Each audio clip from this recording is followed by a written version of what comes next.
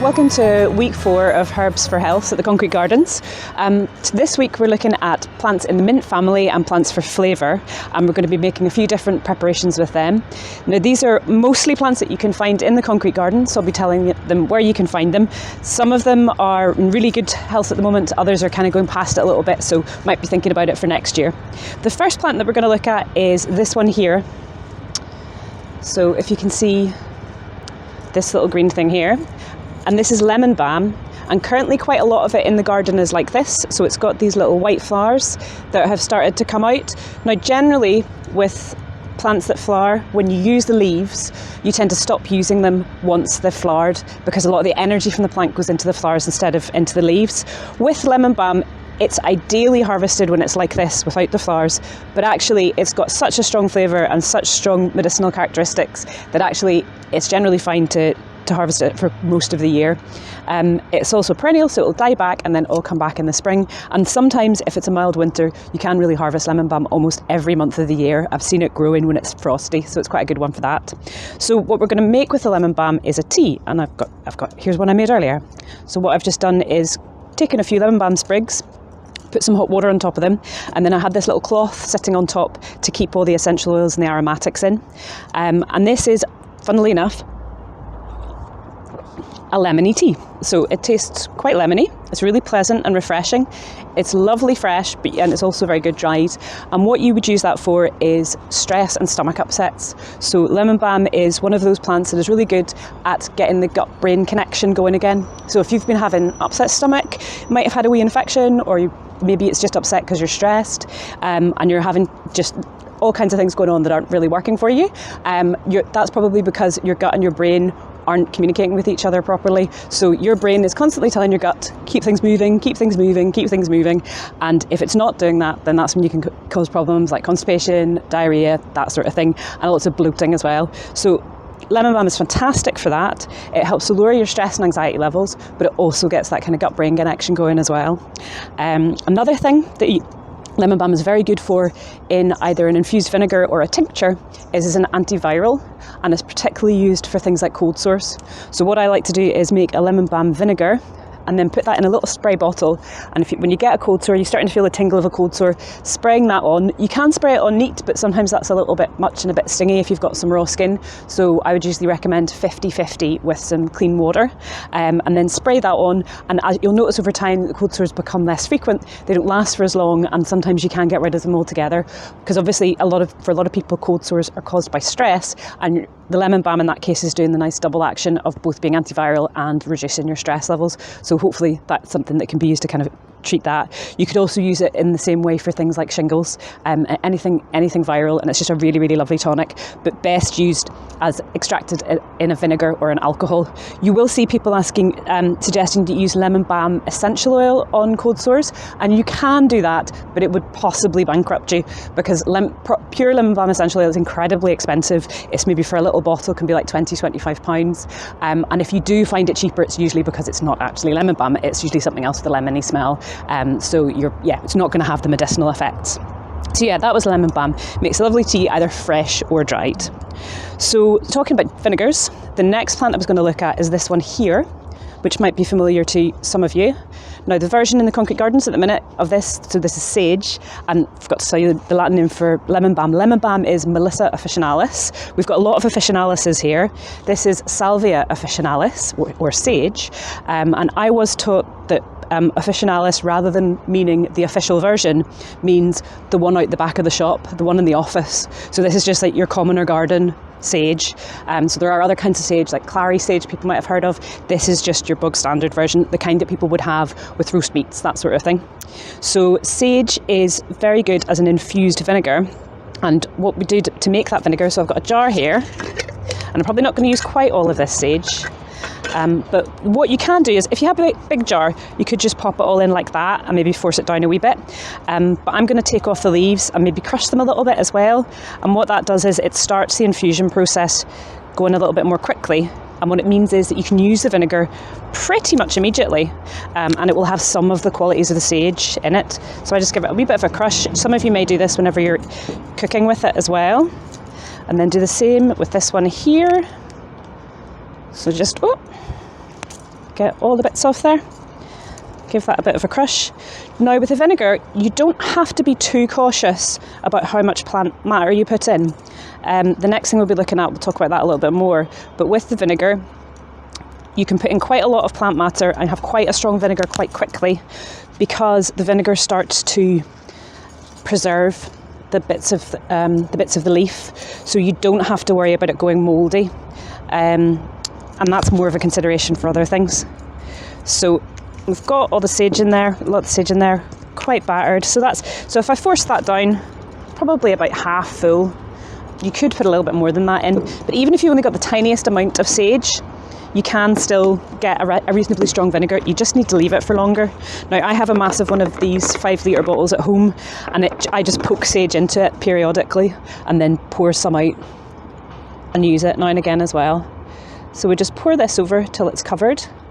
Now, this can go and sit in a dark place somewhere. Okay.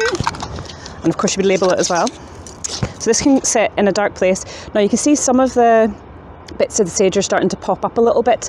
So let's give it a bit of a shake. You want them to get quite wet with the vinegar. And what that'll do is, again, like I said, stop them going off. So we'll leave this for 2 weeks, could be 4 weeks, could be a couple of months, to be honest. It'll last for a good while.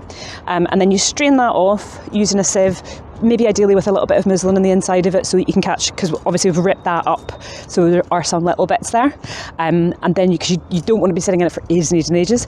And then you can put that aside and use that as any number of things, usually again diluted 50-50 with just cold tap water or filtered water if you'd rather use that.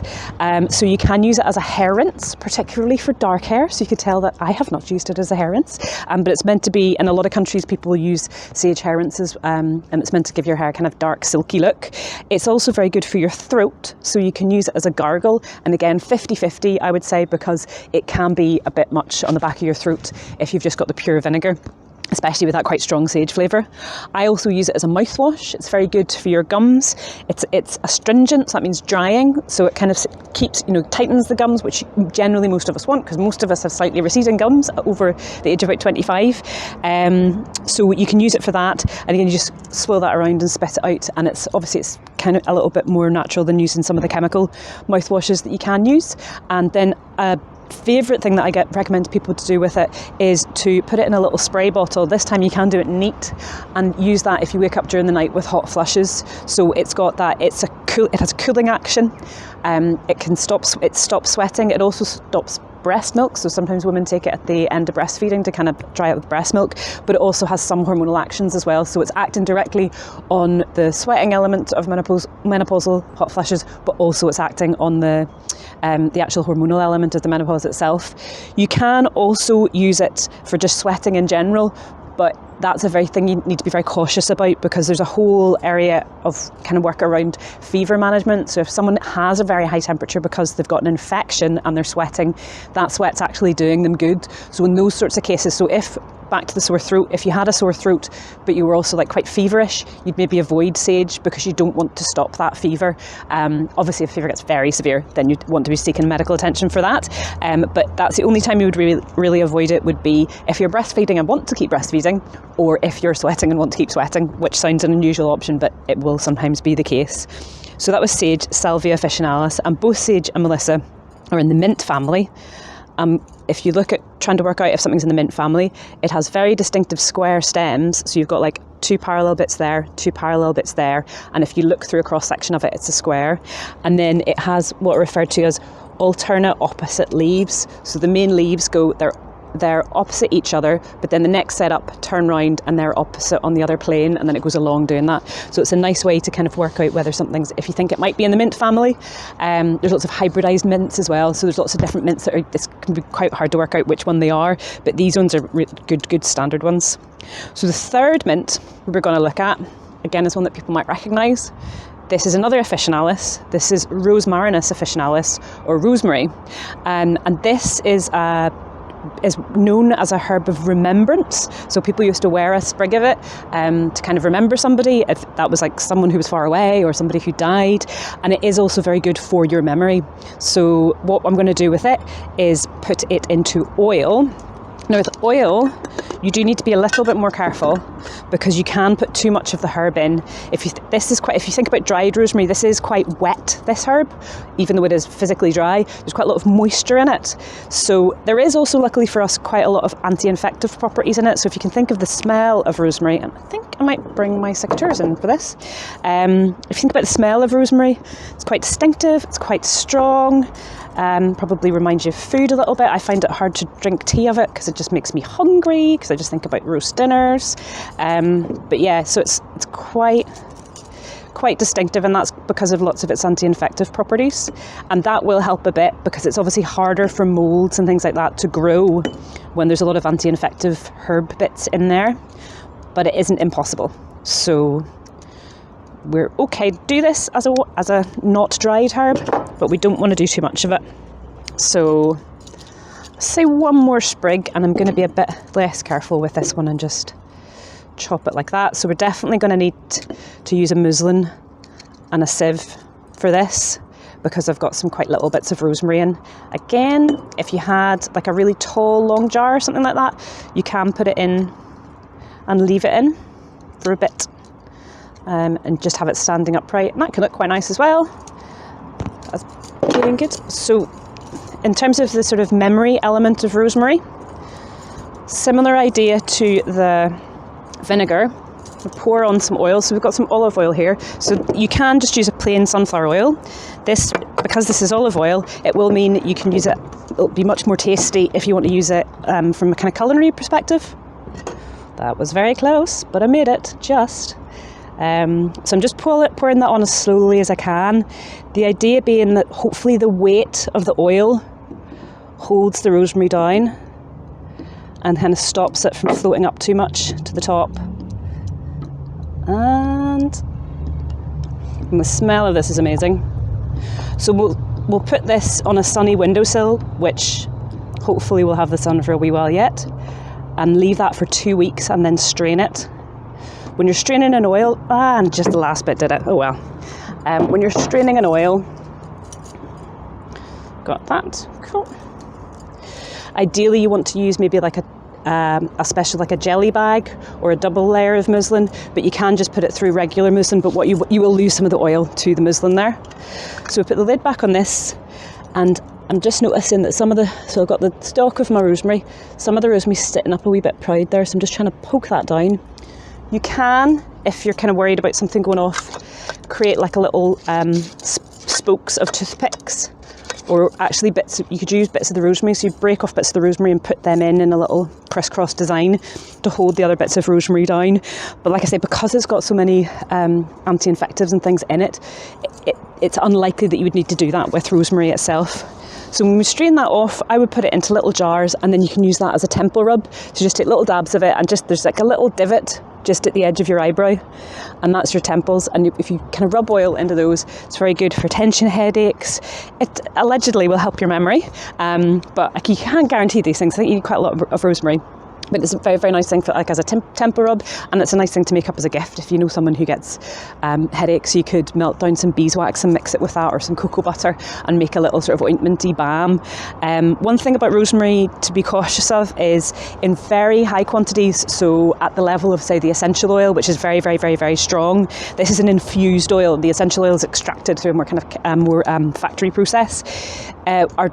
If you're pregnant, breastfeeding, if you've got high blood pressure, if you've got epilepsy, it's best to keep the rosemary levels down. Now, a little bit rubbed on the temples will be absolutely fine, but drinking gallons and gallons of the tea, you'd want to be a bit cautious, and definitely avoiding using the essential oil at all at those times, really. And there's plenty of other things that you can use as a substitute. If you're also looking for things in the mint family that are good for memory, basil is also a fantastic one. But actually, the easiest way of getting the benefits of basil is to have a big basil plant wherever it is that you need to be using your memory. So if you're studying by your desk, or if you're happen to be studying in your kitchen, it could live in the kitchen, and every time you walk past it, you kind of bash it, and that gets the essential oils flowing. And I've recommended that to quite a few people for like teenagers' bedrooms, and the smell also helps in teenagers' bedrooms a bit as well. So that's basil, that's which is also within this family. And then for the final thing, I'm going to go to just slightly off topic, but just nice because we had it. And this is a plant that's grown in the garden in the pots, and it's called sorrel. Now there is also this is quite a large, well, you do get wild sorrel this size, but you will find sorrel in grasslands, and usually the average leaf is probably about half the size of this, unless it's very, very, very, very happy, in which case it can get bigger than this even. And this is called Rumex acetosa, which is a nice complicated name. And I tend to use this as food as much as anything. And what you do is you're apparently meant to tear it, that helps to release the flavour, and then have a munch. And if you can find any and do that, a lot of people say they think it's lemony or citrusy. For me, the closest taste flavour I can think of is a Granny Smith apple. It's got that kind of tartness, but it's not quite at lemon level. Now it is very good in terms of there's lots of, you could probably guess from the taste, there's lots of vitamin C in it, so it's a very healthy plant to be eating, and you can use it kind of torn up in salads. You could make it into some kind of a pesto or a dip. You can even make an oil with it, so rather than infused oil, just mix it with some oil and use it immediately, and you can stir that into dishes towards the end just to give you a wee citrusy kick. So anything that you would maybe put a squeeze of lemon on, you can use this instead. So very popular in fish dishes, to just put a little bit of sorrel in oil on at the end. So but yeah, it's quite an easy one to grow, and you can also find it out and about as well. Earlier in the year, it would have had these big spikes with these little sort of very, very distinctive pinky red flowers on them, and the pollen from that is incredibly tasty. So if you can find out a way to gather that's a nice one to have. So that's us for this session. So that was the mints and flavour.